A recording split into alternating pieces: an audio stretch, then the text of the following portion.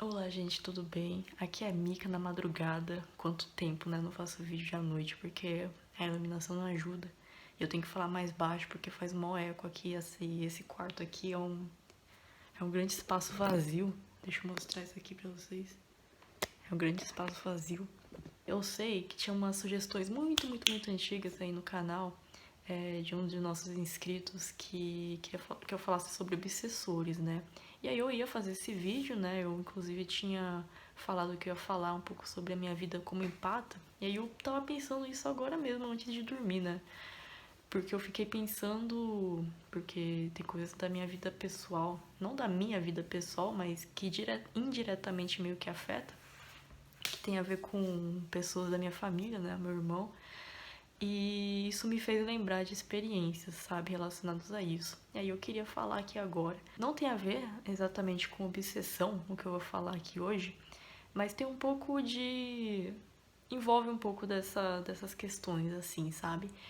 Pra quem não sabe, né, a Mika aqui, ela tem um pouco de sensitividade. E aí eu também sofri muito com esse problema de ser empata. Isso começou quando a minha mediunidade ela aflorou depois que eu despertei. Agora deu uma amenizada, mas eu também não tenho certeza direito se é porque eu acabei saindo de ambientes tóxicos, né, de relacionamentos assim. Então já não tenho mais tanto assim, não é mais parte da minha vida diária, da minha rotina, sabe? Me sentir completamente assim tomada por coisas negativas, ter pesadelos, etc. Mas a Mika, ela já passou por. Ela já teve acompanhamento, provavelmente, de obsessor, de muita energia negativa. E aí, vocês sabem, né, que aqui no canal eu sempre tô falando, assim, meio que tipo. De situações, assim, que envolvem mais o nosso lado sombra, né? Tanto que eu sempre tô trazendo vídeos sobre isso. E aí eu faço esses vídeos, gente, não porque eu quero falar só de coisas negativas. Muito pelo contrário, eu falo das coisas negativas a fim de transmutá-las. E eu não sei se às vezes as pessoas podem entender errado, porque obviamente, né, gente, quando a gente fica olhando muito para um lado da coisa, um lado da história, a gente acaba meio que se acostumando com aquilo. E mesmo que a gente esteja ali com consciência, às vezes a gente pode acabar sendo tomado, entende? Pela negatividade ou pelo pessimismo, enfim. E a questão é, tudo que eu falo aqui não é pra nesse sentido, sabe? Um aviso, um comunicado aqui, não é pra fazer as pessoas se sentirem mal, sabe? Eu sou naturalmente mais uma cabeça mais crítica, vou mais pro lado, como falam, né, o lado masculino da coisa, o lado do julgamento. Mas eu não faço isso com um motivo, a motivação exatamente disso, né? De julgar. Entende? Então, ouch, meus crack, mano. E aí uma experiência que eu queria contar como essa parte de ser empata não tem nenhuma relação com, assim, coisas que todo mundo já conhece, né? Mas sim com algo que eu queria deixar, assim, como uma reflexão, digamos assim, porque principalmente para as pessoas que ainda sofrem muito com o lado sombra, ou você que lida com pessoas muito assim, muito sombrias, ou pessoas que ainda estão mais pro lado, né, negativo da coisa. Porque as pessoas, elas não entendem, não compreendem o grau ou a gravidade da negatividade delas quando são elas o próprio algoz. O que eu quero dizer com isso? Quando você está imerso nos seus próprios problemas, você não consegue perceber totalmente a gravidade daquele problema que você tem. Pode ser qualquer coisa, gente. Qualquer coisa. Desde um defeito até um trauma que você tem. Quer que seja, uma coisa negativa que você carrega dentro de você, você fica alimentando ou criou um vício, criou um loop de pensamento negativo, quer que seja. A gente fica tão imerso naquilo e a gente se acostuma de fato com aquilo que a gente não percebe o quanto aquilo realmente faz mal, até para nós mesmos. Embora isso pareça ser uma coisa super óbvia de falar, quando você vive isso na experiência, é uma coisa diferente. Porque essa é a parte da empatia para mim que mais me tocou e que eu queria falar agora, porque o meu irmão, né, ele passou, né, recentemente por assim questão muito dolorosa, né? De perda de amigo e tal. Por motivos antinaturais. E isso é uma coisa que sempre esteve, assim, na vida dele. E óbvio, eu não vou contar a vida dele, né? Pelo amor de Deus, gente, mas isso é uma coisa que também dentro da minha própria vida pessoal eu tive que experienciar muito, né? Pessoas suicidas. E eu convivi com pessoas assim, pessoas depressivas, pessoas suicidas desde a minha tenridade, principalmente depois da minha adolescência. Então, eu vi com meus próprios olhos, né? Eu experienciei com o meu próprio corpo ali de presença, tentativas de suicídio e enfim. Só que quando você é uma pessoa externa, você ainda não tem essa mediunidade aflorada, e graças a Deus eu não tinha naquela época, é mais. Não é que é mais fácil você se desligar, óbvio que aquilo causa um trauma na sua consciência, mas pela ignorância você meio que consegue passar e continuar vivendo a sua vida, sabe? E isso é uma coisa que eu não consegui mais conviver tão bem depois que eu tive mediunidade. É aí que entra o negócio, né? Às vezes ser empata, abrir o terceiro olho, quer que seja, pode ser uma maldição, como pode ser uma bênção. Porque ele te traz mais consciência, mas também traz o peso da consciência, ou seja, a responsabilidade. E não querendo colocar um peso nisso, mas quando eu já tinha um ego muito grande e passei já por muitas histórias assim, isso me fez também tomar um pouco assim consciência de eu não querer repetir os mesmos erros, eu não querer repetir o que as outras pessoas fizeram, que na ignorância delas, quando elas não têm essa sensibilidade, elas não conseguem perceber. Mas eu comecei a perceber e percebi inclusive a importância disso. Teve uma nem faz tanto tempo assim, mas alguns meses atrás, quando eu tava cheio de gatilhos da chama gêmea, eu lembro de eu ter ido dormir e ficar pensando numa situação hipotética dessa pessoa, né? Mas assim, só pensando, refletindo comigo mesma em relação a trabalho de sombra, né? De, tipo assim, como será que foi o passado dela?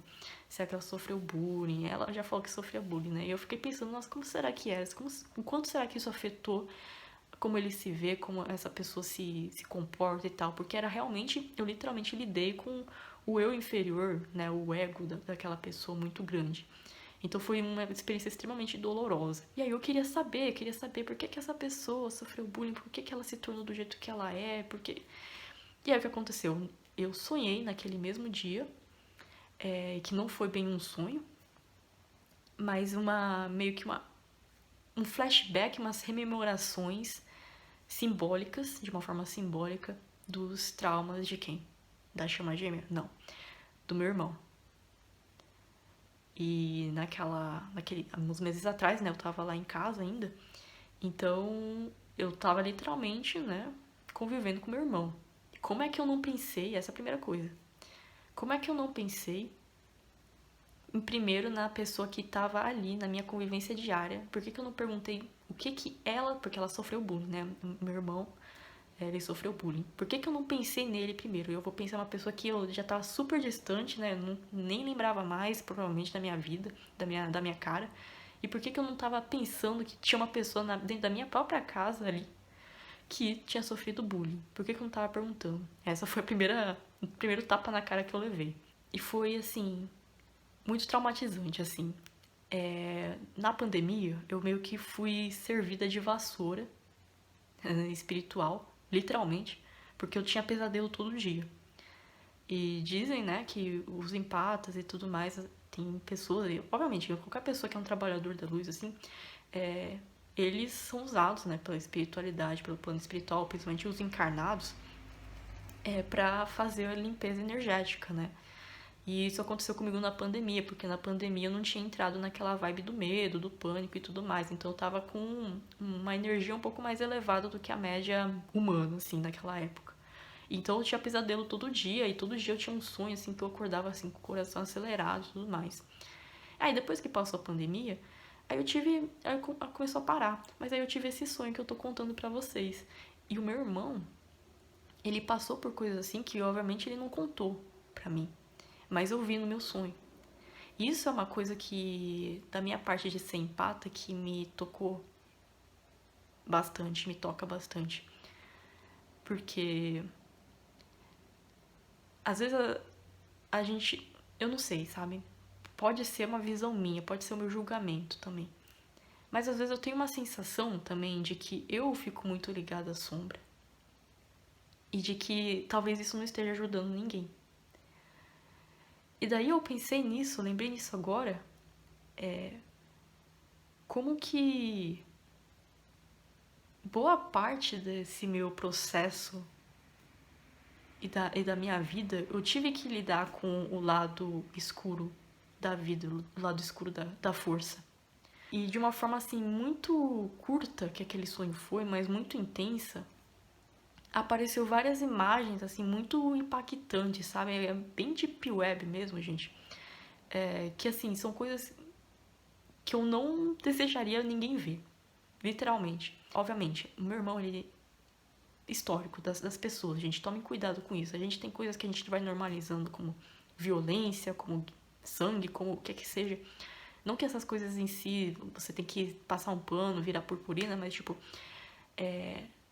a pessoa que vai na escuridão, que tá acostumada na escuridão e acha que não tá, ela acha normal essas coisas, sabe?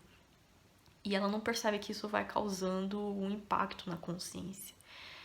E aí eu vi naquele sonho muitas imagens desse gênero extremamente, assim, sabe? A um nível, assim, ver uma ex-amiga, né? De infância que a gente tinha em comum e que ele teve um problema com ela e tal. E ela, assim, careca, sabe? E, tipo, hermafrodita, sabe? Fazendo atos assim e cortando a cabeça, escrevendo alguma coisa com sangue.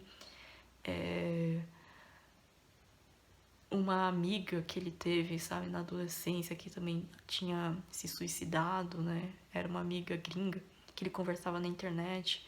E é tudo aquilo passando tudo de uma vez, acontecendo tudo de uma vez dentro daquele sonho. E o meu irmão vendo tudo pelo notebook. E aí eu tava do lado dele, né? Mas o meu irmão não conseguia me ouvir, ele não conseguia me ver. E aí nessa hora que foi passando esse monte de memórias dolorosas que eu sabia ali que era uma representação figurativa dos traumas dele, eu conseguia sentir o trauma ali dentro de mim, né? Eu tava meio que passando exatamente pelo processo de traumatização, naquele momento que você tá pra ter o estresse, sabe? Mas eu tava tentando manter a calma e o meu irmão, ele foi baixando a cabeça, assim, gente, no sonho. É como se ele tivesse, não sei nem explicar, como se ele fosse desvitalizando, sabe? Tipo quando a pessoa vai entrando em depressão, sabe? E eu falando, não, olha, esquece tudo isso, tira essas coisas aqui desse notebook, vamos tirar esse notebook daqui. E eu pegando assim no meu irmão, chacoalhando ele, e ele continuava baixando a cabeça cada vez mais, cada vez mais. E aí eu acordei do sonho, cara, eu acordei do sonho, tipo, assustadíssima. E eu fiquei aquele dia inteiro, literalmente o dia inteiro, em estado de trauma. E por que que eu acho importante eu falar isso, gente? Porque quando a gente está na nossa própria dor, é o que eu falei, a gente não percebe. Mas a outra pessoa pode perceber. E qual é o problema de muitas pessoas que eu conheci ou que eu tive que conviver na minha vida? Elas têm. Veja isso também não é o caso de você, que você conhece pessoas assim, ou se até mesmo você é assim. Você fica preso na sua própria dor e às vezes rola até uma naturalização, uma romantização, sabe? E que leva à superficialização daquele problema. Isso é uma coisa que a gente tem que a gente tem que constatar e aprender a constatar que as pessoas que estão nesse grau, e entram e chegam nesse nível de trauma, nesse nível de dor, nesse nível de sofrimento, de angústia, de auto flagelo, elas também têm o problema de elas não conseguirem sair da dor, por quê? Porque elas superficializam a dor própria delas. Eu vou dar um exemplo muito claro, por exemplo, aquela pessoa que acha que não é um grande problema sim, por exemplo, ela ter problema de codependência emocional. E aí ela fica entrando em relacionamento abusivo, atrás de relacionamento abusivo. E pra ela, relacionamento abusivo, mesmo que o mundo inteiro, os psicólogos, a OMS, sei lá o que mais, digam, e ela saiba exatamente que aquilo é ruim, que aquilo é tóxico, que aquilo faz mal. No fundo mesmo, gente, ela não percebe que aquilo realmente faz tanto mal. É só quando existe uma retomada, nem retomada eu diria, mas existe uma luz forte, cegante da consciência, que entra na cabeça da pessoa, que ela olha para todas as escolhas que ela fez na vida dela, que a pessoa percebe a gravidade do problema. E às vezes isso tem que levar anos da pessoa sofrendo a mesma coisa, anos da pessoa repetindo o mesmo erro, anos da pessoa naquele estado de negatividade para ela em algum momento, em um pequeno vislumbre em que ela acorda do sonho, ela percebe a ilusão da mentira que ela estava inserida. E são pessoas assim que eu olho, às vezes, no meu dia a dia, sabe? Não sei se toda pessoa teria capacidade, teria coragem de olhar para a cara da pessoa depois que eu tenho um sonho exatamente com os traumas dela. Porque eu também teve outros casos, né? Com amigas, enfim, que também tem esses problemas assim, sabe? E que eu vejo realmente no sonho as próprias sombras e eu sinto a sombra da pessoa. Não é só que eu tô vendo ali, que nem tá passando um filme ali do Coringa, da Harley Quinn, sabe? E aí você fica, ai, psicopata, ok, vou fechar aqui o vídeo. Não, não é nem tipo no sentido de ficar empático em relação àquela coisa que você tá vendo. É literalmente eu sentir a dor da pessoa. E qual é a diferença? É eu sentir a dor como se fosse nova e a outra pessoa.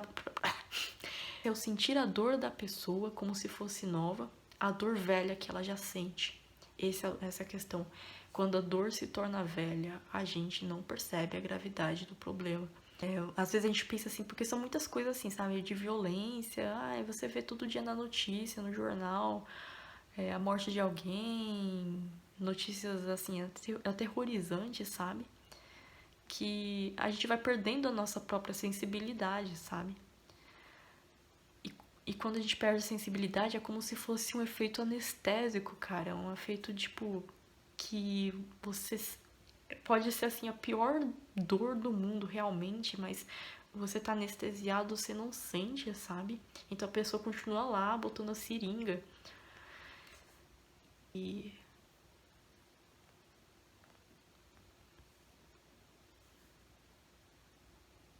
eu não sei, sabe, gente? Essa é uma questão minha própria. Às vezes eu fico pensando se essa questão de eu ser empata e eu ficar vendo coisas sombrias, não só no sentido individual das pessoas, mas também coletiva, não tem muito a ver também com o fato de porque eu sou muito cética e me testo muito, às vezes eu ter que aprender a importância de não querer repetir ou testar, sabe, a realidade das coisas ou do universo.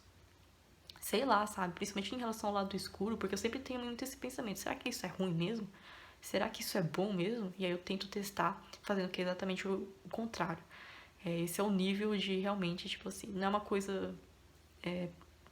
Não, gente, é meu problema mesmo. Eu tenho esse negócio de questionar muito. E eu testo na minha própria vida, tanto que eu cheguei a esse ponto. A custo do conhecimento, a custo da sabedoria.